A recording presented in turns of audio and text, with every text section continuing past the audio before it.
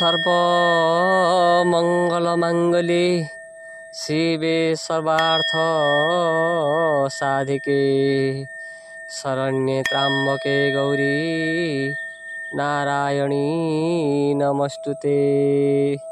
पवित्र नवरात्रिर प्रथम संध्यारे देवी भागवत अनुसरण रे प्रस्तुत करुछि पौराणिक कहानी जगज्जननी दुर्गांकर अपूर्व चरित माँ दुर्गा दुर्गातिनाशिनी।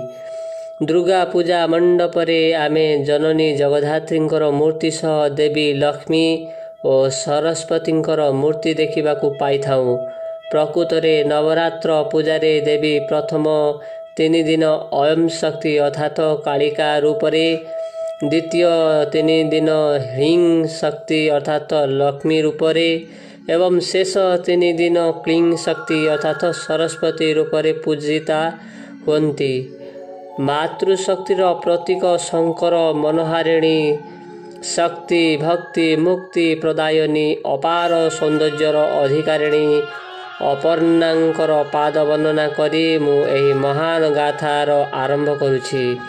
अष्टादश पुराण मध्यरे अन्यतम श्रेष्ठ पुराण देवी भागवतर रचयिता हेउछन्ति पराशर तनय महर्षि व्यास। आमे पंचम स्कंद ठारू आरंभ करी देवींकर आविर्भाव एवं तांकर अद्भुतपूर्व महिमार मधुर मर्मस्पर्शी एवं स्थल विशेष रे रोमांचक कहानी आलोचना करिबा। दनुज मानकर जनक दनुजंकर 2 पुत्र थिले, रंभ एवं करंभ। उभय शक्तिशाली थिले, दुहे असुर मानक उपरे प्रभुत्व विस्तार करथिले, किंतु बहुदिन धरी निसंतान रहिबा परे उभय संतान प्राप्ति आशारे कठोर तपस्या करबाकू मनस्थ कले। रंभ एक बटवृक्ष मूलरे अग्निकुंड प्रतिष्ठा करी भगवान बन्नीदेवंकर आराधना कला।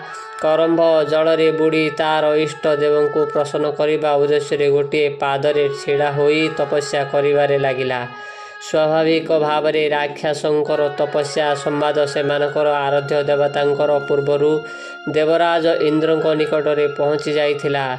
स्वयं माघवा करंभ तपस्या करुथिबा नदी जल मध्यरे कुंभीर रूपरे प्रवेश कले। से करंभर गोड़ 2टुकु टाणी नहीं ताकू जलरे बुड़ाई देले एवं श्वासरुद्ध होई तार मृत्यु घटिला। प्राण त्याग समय रे करंभ घोर गर्जन करी नदी जल को मंथी पकाइला। भ्रातार मृत्यु रे रंभ अतिशय दुखित हेला। से मध्य जीवन हारिदेव बोली मनस्थ कला।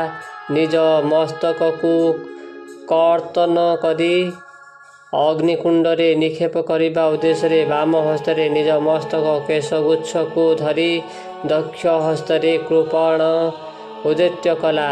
यही समय अग्नि देवता प्रकट हेले। से रंभ को आत्महत्यारु निवृत्त कले एवं तार ईश्वासा वर जाचिले। रंभ तिलोको विजय करिबा भली शक्तिशाली पुत्र प्रार्थना कला।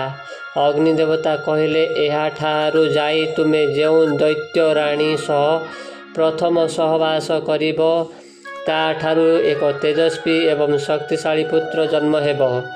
रंभ राजधानी को प्रत्यावर्तन पथरे एक अतिकाय महिषी को भेटिला। सहजे पशु प्रवृत्ति रे प्रमत दानव बहु कालरू संभोग सुखरू वंचित थिला। महिषी प्रति आकृष्ट होई से ता सह सहवास कला एवं सेई महिषी गर्भरू कालक्रमे जन्म नेला महिषासुर। तार मस्तक थिला महिषीर एवं शरीर असुरर।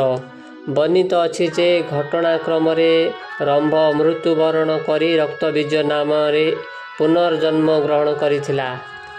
प्रिय भागवत प्रेमी बंधुगण माने एहा परर प्रसंग आमे आगामी वीडियो रे आलोचना करिबा। से वीडियो आसीबा पर्यंत आपण माने माँ दुर्गांक कृपारू बहुत भल रही थांतु।